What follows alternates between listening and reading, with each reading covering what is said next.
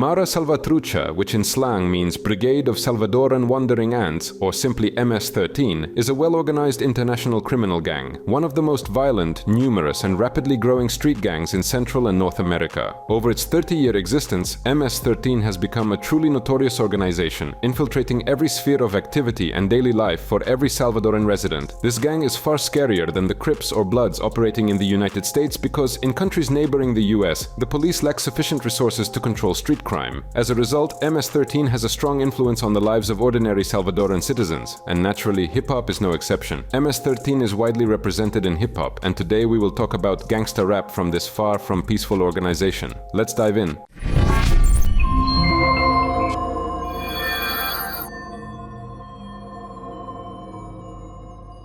First, let's discuss a bit about the MS-13 gang itself. According to estimates by law enforcement agencies, including the FBI, the membership of Mara Salvatrucha is around 50,000 to 80,000 people, of whom about 10,000 to 15,000 are in the US. The ethnic composition of the gang is mixed. In the United States, it includes Salvadorans, Hondurans, Guatemalans, Nicaraguans, Mexicans, and other Latin Americans. Mara Salvatrucha engages in various criminal businesses, including trafficking substances, weapons, and people, robbery, extortion, kidnapping for ransom, car theft, money laundering, and fraud. Many street vendors and small shops located in Mara Salvatrucha territories pay up to half their income to the gang just to stay in business.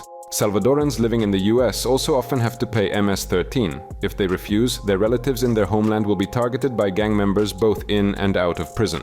MS-13 originated in Los Angeles among Salvadoran immigrants who fled to the US in the early 1980s to escape the civil war in their homeland. American police and immigration authorities actively deported members of Mara Salvatrucha back to El Salvador, which contributed to the gang's rise in popularity there. The American gangster subculture, style and colors of clothing, mannerisms, gestures and slang, and musical culture, including gangsta rap, found fertile ground in war-torn El Salvador. However, when it encountered local traditions, it became even more brutal and bloody. Mara Salvatrucha began to take control of entire neighborhoods and prisons.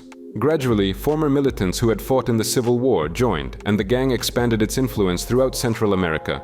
MS-13 fighters are characterized by extreme cruelty, intended to intimidate rivals and authorities. The gang's motto is the chilling phrase, kill, rape, control. Other popular slogans include, "You live for God and your mother, but you die for the gang, and what belongs to God is God's, but what doesn't belong to him is ours." Distinctive features of Mara Salvatrucha members include tattoos all over their bodies, including their faces and the insides of their lips. These tattoos not only signify a person's affiliation with the gang, but also tell the story of their criminal history, influence, and status in the community. The number 13 in the gang's name and tattoos signifies the letter M, the 13th letter of the Latin alphabet, and symbolizes loyalty to Mara Salvatrucha's powerful ally, the Mexican Mafia. In clothing, MS-13 members prefer blue and white colors. Spanish and English language rap is also popular among them.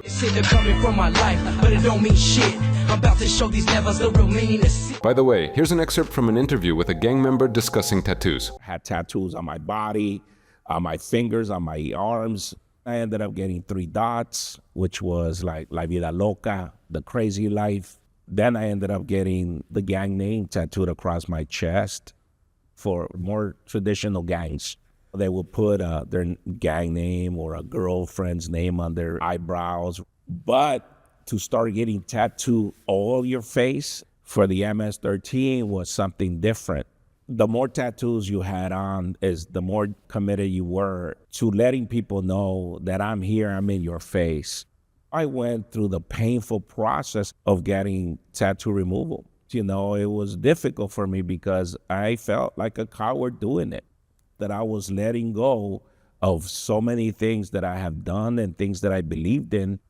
But that was part of the process. Wars with rival gangs brought MS-13 to the authorities' radar, leading to mass incarcerations in the late 1980s and early 1990s. In prison, MS-13 had to submit to another power, the Mexican Mafia, whose influence extended from prisons to the streets. The Mafia's umbrella organization included many well-known gangs, covering much of the southwestern US and Mexico. Subordination to the Mexican Mafia provided MS-13 with additional protection on both the streets and in prisons. In return, MS-13 supplied hitmen and paid the Mafia a share of their criminal profits. Throughout its history, various government efforts to reduce the threat posed by MS-13 have ironically contributed to the gang's growth. Perhaps the most obvious example is the aforementioned deportation policy for foreign nationals convicted of crimes in the US governments in Central America also played a role. The mano dura, or iron fist policy, allowing authorities to imprison young people based solely on their appearance and suspected gang affiliations, became common after being introduced by Salvadoran President Francisco Flores in the late 1990s. As a result, El Salvador, Honduras, and Guatemala faced overcrowded prisons filled with MS-13 members. In prison, gang members often enjoyed freedoms and security that were impossible on the outside. They frequently had access to mobile phones, computers, and televisions. Consequently, MS-13 branches in Central America were able to rebuild their organizational structures from behind bars and expand their capabilities for crimes such as car theft, extortion, and small-scale drug trafficking. They even engaged in creativity. The prison environment allowed for that. Mara Salvatrucha found creative expression in gangster rap, which in Central America has a deeper connection to gangs than its name might suggest. Social media turned out to be an ideal medium for sharing this creativity, albeit with risks of prosecution and repression for performers. The gang uses YouTube, SoundCloud, and Facebook to release their tracks, some of which have garnered over 2 million views.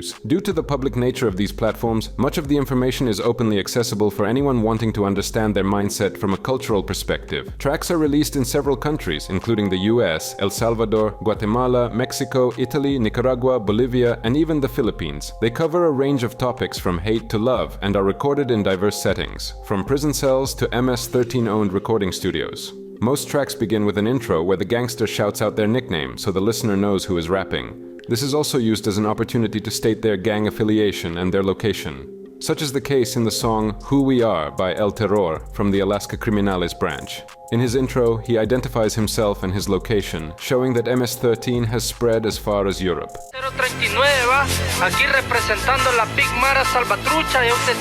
The intro also serves to send greetings or shoutouts to gangsters from allied gangs, from those in custody to members in other municipalities, states, or countries.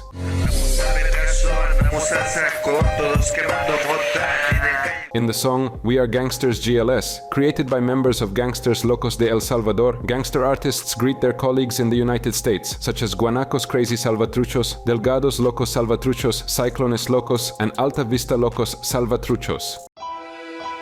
Simón homeboy siempre saludando la Mara Salvatrucha, especialmente a los homeboys de mi clica, Gangster loco que están laqueados, así mismo con este salud. Again, in the first track by El Terror, the artist showcases this international support. Alongside demonstrating MS-13's presence in Milan, he highlights how gangs in El Salvador support branches in Europe. Overall, this is a vast international organization. For example, in 2021, the Spanish prosecutor's office stated that MS-13 cells not only exist in the country, but also control certain areas under the direction of senior leadership in El Salvador. During a 2014 operation that uncovered the MS-13 network, it was established that Mara Salvatrucha had formed 5 cells: Providence in Madrid, Normandy in Girona, Demente Locos and Demonios Locos in Barcelona, and Big Crazy in Ibi, a town in Alicante province, which served as the base of the largest and most centralized Mara Salvatrucha cell. According to prosecutors, MS-13's expansion plan had financial and logistical support from Mara Salvatrucha leadership in El Salvador. The plan focused on opening legal businesses that could be used to launder illegal funds and provide jobs for former gang members, as well as visas for Salvadoran cell members aiming to travel to Europe.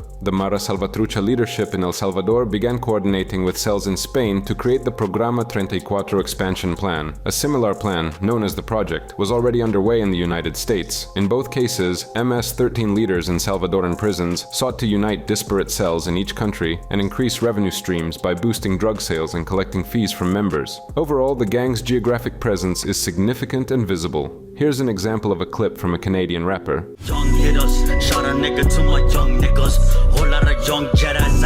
Gangsters reflect unwavering loyalty to MS-13 in their lyrics, often described as criminal poetry. The message in these rappers' lyrics can be interpreted as an obsession with their gang, characteristic of the subgenre when performed by gang members. Such praise for the gangs they fiercely defend is a dominant theme, mixing pride and brutality. The song Hollywood Locos is also notable for its greetings to imprisoned gang members. In it, members of the San Marcos group in San Salvador, named after the song, send greetings to 3 leaders held in the maximum security prison of Zacatecoluca, who are considered high-ranking leaders of the organization by Salvadoran police.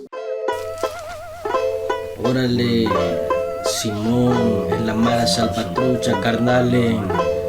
desde California, West Los. These compositions often aim to assert the gang's control over a specific area, warning outsiders that it's dangerous to mess with MS-13 there. This kind of lyricism serves as propaganda for the gang. The crimes they commit strongly influence MS-13 rappers' lyrics, with violence often described in shocking detail. Gangsters talk about their killings with ease, repeating in some tracks that MS-13 eliminates their opponents. Some tracks combine Spanish and English, reflecting the gang's roots in immigration. There are also songs entirely in English, usually written by members in the US with better sound quality. However, they all share a common terminology that is crucial to understanding their lyrics. For instance, numbers frequently repeated in their songs or phone codes used as synonyms for countries they operate in help reinforce their Salvadoran identity and earn respect. Remembering the dead is a common practice for gangsters. Paying tribute to slain comrades goes beyond teardrop tattoos on their faces or tombstone images inked on skin or walls. The deceased are also mourned in tracks. This strengthens the notion that their crazy life meant something to them, and for anyone doubting it, these reverent lyrics offer proof. Many intros are dedicated to deceased gang members, depicted in videos using graffiti photographs bearing their tags. The song We Are Gangsters, created by Gangster Locos members, includes a tribute and account of victims, illustrated with graffiti images.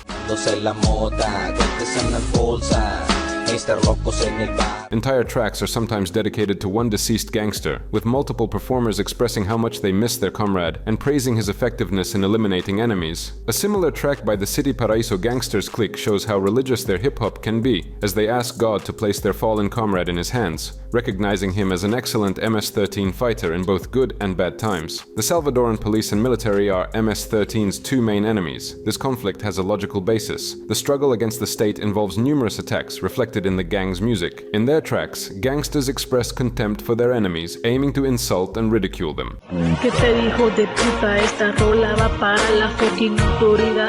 A rare occurrence is when a gangster reveals a softer side, often in a love song. Despite the necessity of demonstrating masculinity, the gang's music collection includes a few tender songs where performers reveal another side of themselves. Salvadoran rappers Delincuente and Pandilero describe how love can fade in their song Our Love Died.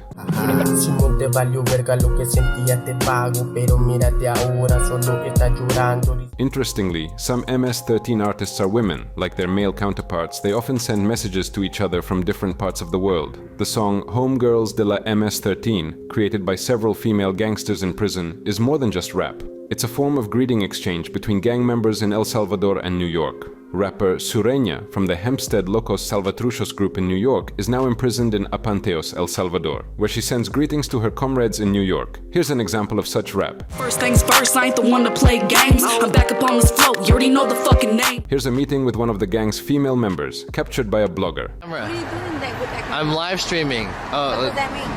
I'm streaming to the internet.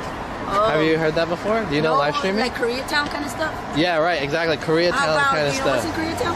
What was that? Do you know what's in Koreatown? Do I know which in Koreatown? No. Koreatown that became Latino town. Do you know what is in Koreatown now? Or who's always been here and always stay here? Not even South and North Korea can join? No, I'm not sure what the answer is. MS God! MS-13, baby! Okay. This is my territory. It's your Korean ass, pali ass. Oh shit. Okay, I'm not Korean. Some tracks and performers have achieved more prominence than others. The most famous track is undoubtedly La Mara Anda Suelta.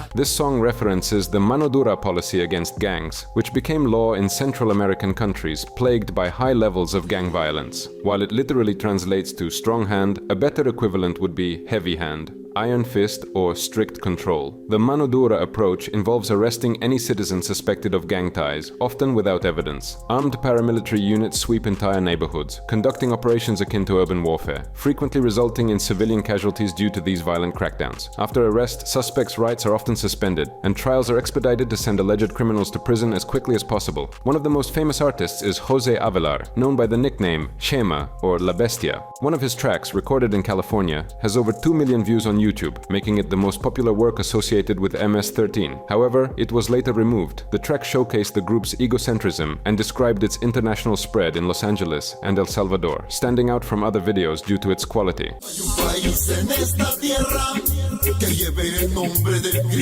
Jose Avelar's latest nickname, La Bestia, the Beast, is a term gang members use to refer to the gang itself, symbolizing MS-13 worldwide. Born in El Salvador, Jose Avelar migrated to Los Angeles to join the Centrales Locos cell and later served time in prison. In California, he began his rap career, dedicating his work to the gang. Over the years, he gained recognition within Los Angeles' Salvadoran community.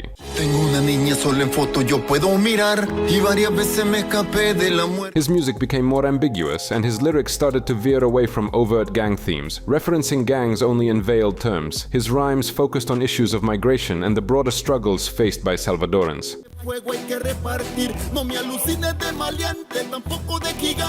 Many music critics note that MS-13 has recreated a form of hip-hop that returns to the idea of community unity, not as a way to sell records or promote a particular rapper, but because such unity is necessary in the face of community destruction. In this context, critics suggest that bold statements about arms trafficking, drug trade, and protecting one's own are less about false bravado and more about affirming love for the community and resisting humiliation based on national origin. Criminalization, racism, poverty, and constant prison sentences continue to haunt the streets of the most densely populated cities in both North and Central America. Thus, the desire for self-expression inevitably takes on an urban form. As noted earlier, Mara Salvatrucha, also known as MS-13, operates in dozens of countries, but its origins trace back to the early 1980s in central Los Angeles, a fertile ground for many classic gangster rap groups. Mara Salvatrucha hip-hop reflects violence, but it also conveys the poverty and hardships faced by this marginalized community, simultaneously asserting that banding together provides the only real protection against the myriad societal woes threatening their destruction. While this does not excuse gang behavior, it prompts reflection. Why do such gangs arise in the first place? Let's discuss the structure of the MS-13 gang, which is reflected in the tracks of various musicians. MS-13 is divided into cells known as cliques and tribus. These cells are the core and most important units of the gang, providing a reliable support system for members, many of whom are impoverished and disenfranchised individuals seeking a sense of belonging and a means to make a living. Cells are semi-autonomous and not necessarily connected to a formal structure, granting them a degree of independence in managing their criminal enterprises, including racketeering, car theft, prostitution, migrant smuggling, arms trafficking, contract killings, and money laundering.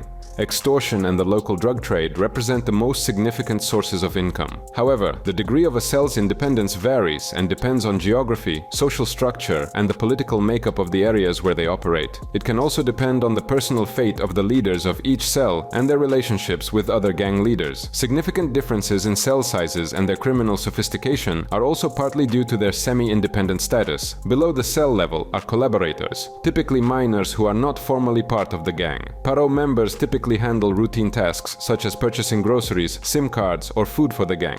Chekyo ranks higher and often perform tasks like hiding money and monitoring police activity. Several cells may form what MS-13 calls a program. Cells within a program are usually under stricter control and follow the directives of the program leader, known as the corridor. Moreover, large cells can eventually oversee smaller groups and create their own programs. Ultimately, however, loyalty lies with the cell, and gang members assert that the program mainly serves as a means for higher-ranking leaders to establish connections, organize their criminal economy, and issue strategic directives. Programs are overseen by a supervisory council called the Ranfla, Mesa, or Table, depending on the geographic location. These councils consist of the gang's most experienced and respected members, most of whom are currently incarcerated, highlighting the consistent role of prisons as operational basis for the gang's criminal economies. While there have been attempts by council members to tighten control over the gang's logistics, these efforts have largely failed. At the top of the hierarchy are the palabreros. They may be program leaders or part of the national Ranfla, operating inside or outside prisons and responsible for coordinating all criminal activities, with extortion being one of the most important. There is also intriguing information about the initiation ritual for joining the gang. FBI task force members managed to record and film MS-13 initiation rituals, later publishing this material online. At these gatherings, prospective MS-13 members are subjected to group beatings lasting several minutes. Additionally, to join MS-13, candidates must commit at least one murder of a rival gang member. When a candidate is is approved by a cell vote, leaders slowly count to 13 while other gang members beat the candidate again. Afterward, gang members say, "Welcome to MS-13," and display devil horn hand gestures. It is also interesting to see how those who violate rules are punished. A certain Joel Martinez, nicknamed Animal, was supposedly set to join the gang after killing Ervin De Paz, who was 16 years old. However, because Martinez had unresolved violations within the cell instead of being accepted, he was punished with a half-hour beating. Violations in MS-13 include missing meetings, drunkenness, losing cell property, and more. More serious offenses, such as refusing to assist a comrade or betrayal, are punishable by death. Did you obey to any order they were giving you back at the time you were in the MS-13? Tenía que hacer lo que ellos me digan. No puedes cumplir. No, si la descumple, pues te toca un castigo, te calientan la primera vez. Si no cumples la misión que te golpean los que están, 13 segundos en patadas, golpes y todo. Los 13, por eso se llama MS-13, porque te dan 13 segundos que te dan una golpiza. Pues ya la segunda te dan con un bate en las costillas, ya las terceras, pues si fallas, te matan. Returning to hip-hop, the videos accompanying many MS-13 rap compositions continue the gangster aesthetic that began 30 years ago with West Coast rappers in Los Angeles, and even earlier with Mexican and Chicano gangsters, cholos and pachucos, whose influence has been felt in Los Angeles since the 1930s. These videos feature cars with hydraulics that make them bounce up and down. The rappers wear bandanas of various colors, sports jerseys, and sagging jeans. Bang, bang with the gang that don't need no intro. Even the song structure and production reflect the influence of West Coast gangsta rap. They use similar beats and, like their musical inspirations from the Bloods and Crips, cannot rely on expensive technology. Members of Mara Salvatrucha cannot afford costly equipment, multi-million-dollar recording studios, or other techniques often thought to make modern mainstream rap songs sound artificial. MS-13 rap is a street-level initiative, raw and unpolished, primarily because the gang uses the same rudimentary tools available to rappers over 30 years ago.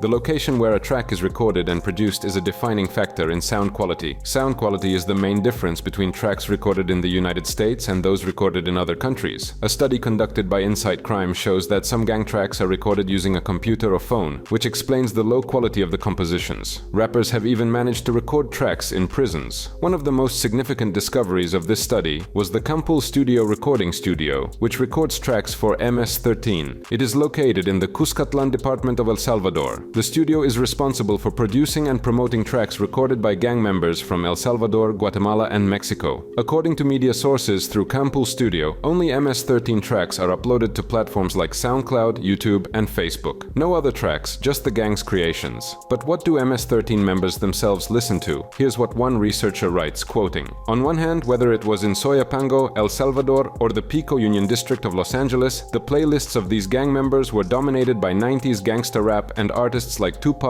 and NWA on CDs or cassettes. On the other hand, they also listened to hip-hop I hadn't encountered before. It was in Spanish with bits of English words. The production quality of this music was low, leading me to believe the songs they were listening to were more underground than works by mainstream rap artists. Nevertheless, their message made up for the lack of production with a strong lyrical component, succinctly and aggressively recounting various street experiences." Today in the US, artists of Latin American origin actively exploit the theme of gangs, specifically MS-13. For example, here's artist SADBOY. Everybody go and put your hands up high, put your hands up high, put your hands up high. Here's a piece of an interview with this musician. Growing up in the neighborhood, I mean, you throw a tiger in the wild, he's gonna become a wild tiger. You feel me?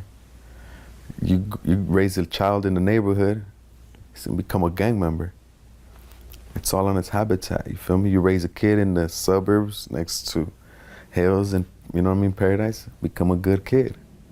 That's life, you feel me? Not everyone that comes out of that neighborhood joins a gang, though. Do the percentage. What percentage you think? I mean, you feel me? 80, 90%, you think? And if they're not gang members, they have ties to a neighborhood. They got the brother or cousin or their motherfucking boyfriend is a, you know what I mean, a gang member. Right. So you still got that tie to a neighborhood. But being part of a gang has negative repercussions to it. Yeah. Violence, jail time. Or death. Or death. And here's a rapper under the pseudonym Young Flax. I keep it lit, bitch, regardless of the situation. No hesitation, I'm in the streets dodging major cases. Another notable musician is Lefty Gunplay. A bit more is known about him. His name is Franklin Holiday, and pride in his city is a big deal for him. Being from Baldwin Park, a small city in the eastern part of the San Gabriel Valley, means a lot to Lefty Gunplay. He is one of the most prominent figures in the new Los Angeles rap scene and is regarded as one of the brightest Latin American rappers of his generation. In witty lyrics, Holiday experiments with narrating his time spent in prison and the harsh streets of the San Gabriel Valley. As a true artist, the rising star has stepped onto the scene with full determination to conquer the rap world and pull his family out of the slums. Lefty Gunplay captivates listeners with his sincere authenticity and poetic storytelling, which can only come from someone with genuine local roots. I'll make it rain on the street for Nikia. Shake that thing up at that sand in the cheetah. Lefty Gunplay uses lyrics that many can relate to, both those who have experienced street violence and those who have avoided it. That's the beauty of Lefty Gunplay. He tells unusual stories, his own and those of people from various walks of life. Although he always knew he could rap, Lefty Gunplay found himself caught up in ongoing street crime, spending 9 years in Pelican Bay State Prison. A contract with OTR Records was a major move for Lefty Gunplay. It was a sign to the entire music industry that the voice of Baldwin Park had arrived to dominate the charts. Give me the beat, I rip it like it's whack, 100. I'm coming from a neighborhood where we know for gunning. Here's an interesting quote from one of his interviews. I grew up with my mom and grandmother without a father. My mom struggled to make ends meet and we were dirt poor living in this trailer park. As a kid, I was embarrassed to invite friends over for sleepovers because our house was so small. I kept getting into trouble and ended up in juvenile detention centers time and again. That's when I started joining a gang. I was looking for a father figure, a role model, and I found that in my neighborhood, my tattoos, my past, and the authenticity of my story. Everything I say is true. I'm really who I am, and people like me usually don't make it, but I'm still pushing forward. The main thing was just staying out of prison, and now I've figured out how to do that. I had to leave the neighborhood, and since then, I've stayed out of trouble. But yeah, the main thing about my story is its authenticity. I really was in a gang. I really am from a gang in Los Angeles County. I really was in prison. I really did time in Pelican Bay and Corcoran. I've been to all those places. I really was poor. I really am from here. For us growing up, there were only two paths: life in prison or a grave. Everyone we grew up with is either serving life sentences or dead. When we were growing up, that was practically all we knew. In our reality, everything boiled down to running, joining gangs, and getting into trouble. There is no precise data showing that SADBOY, Young Flax, or Lefty Gunplay belong specifically to the MS-13 gang, but their work definitely conveys the style often seen among Latin American rappers, and this style is inextricably linked with gangs. Incidentally, here's what Lefty Gunplay says about other gangs. I mean, is there such thing as a black or a mixed Sureño? Now there is. Yeah? Times have changed. Yeah. So you've seen black Sureños? Yeah, I got friends that are black Sureños. Full black, not part Spanish, not... I got friends that are black Sureños. Dark-skinned Latinos, actual black. I got friends that are black Sureños. Okay. I know rappers that are black Sureños. And that's accepted Shout now. out Mr. Keep It Hood, Rich Rabbit. Yup, it's accepted now. They're me. They're my skin color. I fuck with them. So what happens in prison, though? We fuck with them. They're part of us. They're my family. Okay, so for example, I interviewed some Hells Angels over the years, right? And I asked them why there's never been a black... I never met a Hells Angel in prison in my life. You know what I'm saying? It's just like, it's always been like different. It's like motorcycle gangs is like, until recently I started seeing Mongols in the county. This time I started seeing Mongols in there, like, okay, cool. They're with our program. They're the homies now. And motorcycle gangs, that's a little more tricky situation. I never met a Hells Angel in my life. As of now, Mara Salvatrucha has come a long way from being a street gang of Salvadoran teenagers to becoming a massive criminal structure with its own rules, code of conduct, distinctive tattoos, and so on. According to FBI estimates, the gang structures consist of about 70,000 members, mostly youth aged 16 to 18. Of these, up to 10,000 live in the US, with about 3,000 gang members active in Washington alone. They operate in Virginia, Maryland, Oregon, Texas, Nevada, Utah, Oklahoma, Illinois, Michigan, New York, Georgia, and Florida. There's even a branch in Alaska, as we mentioned earlier. In short, anywhere there are Latin American communities, the roaming Salvadoran ants find fertile ground for activity. MS-13 is essentially essentially a criminal network that is almost impossible to eradicate. The gang is divided into subdivisions or cells. Some of them feud with each other, while others are organized into a kind of feudal structure. Each cell establishes its own rituals and customs. And finally, let's share a story that highlights the MS-13 gangs in all their grim detail. It involves women, murder, and rap. In 2018, the MS-13 gang forced a 17-year-old girl in Houston to deceive a 24-year-old friend by setting up a meeting in a park on his birthday. In the end, the man was murdered over a rap battle lyrics that targeted MS-13 members. Carla Morales confessed to Houston authorities that she had promised aspiring rapper Jose Alfonso Villanueva a gift in the form of illegal substances at the park.